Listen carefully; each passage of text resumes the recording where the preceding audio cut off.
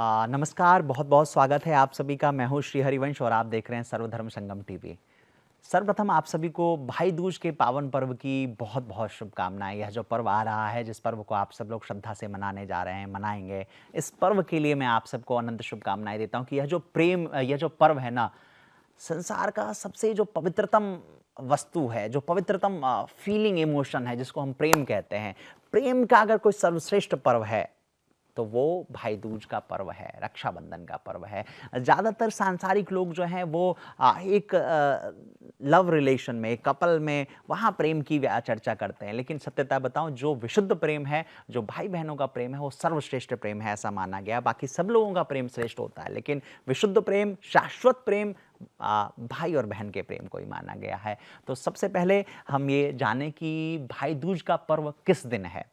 15 तारीख को भाई दूज का पर्व मनाया जाएगा। वैसे 14 तारीख को दिन में ही भाई दूज लग जाएगा, लेकिन हमारे ज्योतिष परंपरा के अनुसार ऐसा नियम है, जो उदया तिथि में, यानी जो तिथि सूर्योदय के समय टकराती है, वही तिथि श्रेष्ठ मानी जाती है। तो इस वर्ष 15 तारीख को, 15 नवंबर को 2023 15 नवंबर को सुबह के समय, सूर्योदय के समय में भाई दूज का पर्व उस समय लगेगा। तो सबसे पहले तो मैं ये आग्रह करूंगा सभी सनातन धर्मावलंबियों से कि इस पर्व को अवश्य मनाइए, निष्ठा से मनाइए पर्व। इस पर्व के दिन अगर भाई अपनी बहन से आशीर्वाद ले ले, बहन की शुभकामनाएं ले लें, बहन की दुआएं ले लें, तो भाई के जीवन की जो भी समस्याएं होती है, वो सारी समस्याओं का समाधान हो जाता है। ये इस पर्व का महत्व है, ऐसा समझिए। तो आपको करना क्या है कि आप सबसे पहले, वैसे तो देखिए मैं ब्रजवासी हूँ, वृंदावन से हूँ, तो हमारे यहाँ तो यह पर्व को बहुत निष्ठा से मनाया जाता है। दूर-दूर से, भारतवर्ष ही नहीं अपितु पूरे देश दुनिया से लोग इस पर्व के दिन आते हैं।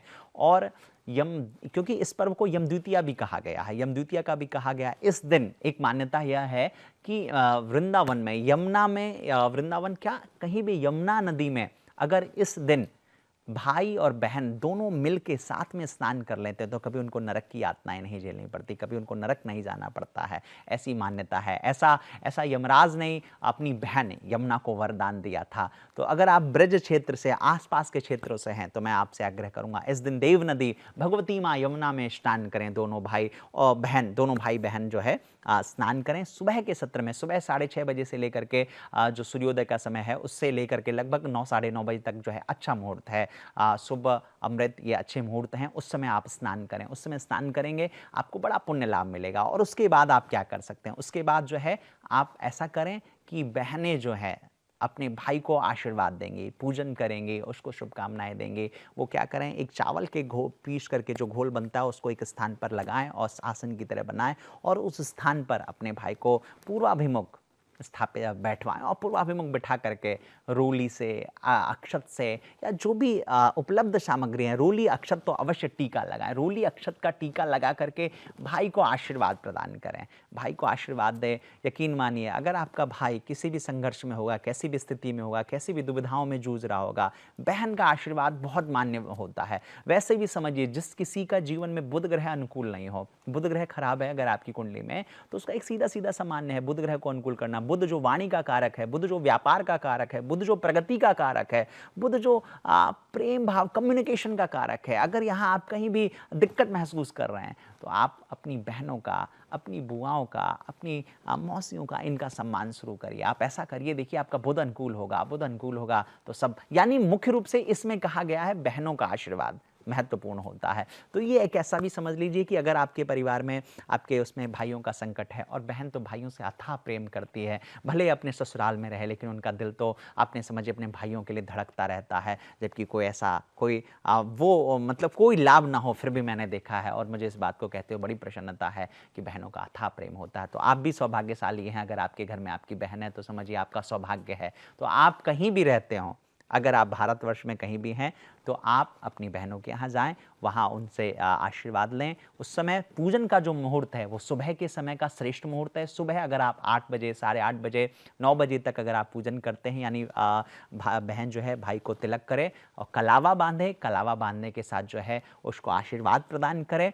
अगर ऐसा कर लेते हैं और इस सब के साथ साथ भगवान विष्णु की पूजा कर लें, भगवान विष्णु, लक्ष्मी, इनकी पूजा आराधना कर लें, तो बहुत लाभ मिलता है। यानी सुबह के समय में पूजन का जो मुहूर्त है वो सुबह है।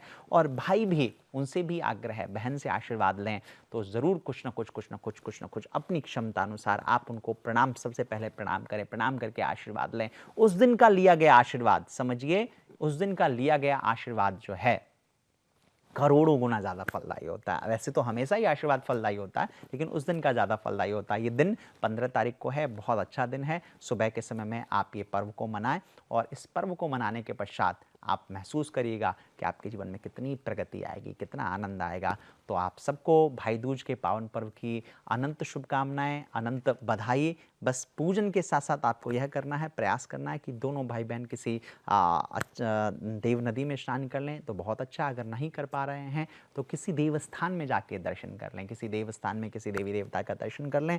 और अगर संभवतः मान लीजिए कई बार ऐसा होता है कि भाई अब्रॉड में है, फॉरेन में है, भाई आ नहीं सकता, तो उस स्थिति में क्या करना है? उस स्थिति में ऐसा करना है कि आप मन से, मनसा वाचा कर्मणा, मन से भी अगर आप आशीर्वाद बहनें प्रदान कर देती हैं, मन से भी उसका ध्यान करके तिलक लगा देती हैं। हमारे यहाँ जो है मानसिक पूजन का बड़ा विधान कहा गया है। मन से किया गया पूजन, मन से दिया गया आशीर्वाद लाभ प्रदान करता है। तो मन से भी अगर आप ये करते हैं तो आपको बहुत लाभ मिलता है। यानी कुल मिला के मैं ऐसा कहूँगा कि अगर आपके जीवन में कुछ भी समस्याएं चल रही हैं, कुछ ऐसी दिक्कतें हैं, तो भाई दूज के पावन पर्व को मनाइए, बहनों से आशीर्वाद लीजिए और बहनें भी भाइयों की शुभकामनाएं लीजिए और जीवन में खूब प्रसन्नता को, खूब आनंद को, खूब समृद्धि को पाइए। यही मेरी शुभकामनाएं। इसी के साथ वाणी को विराम। हर हर महादेव, जय सिया राम।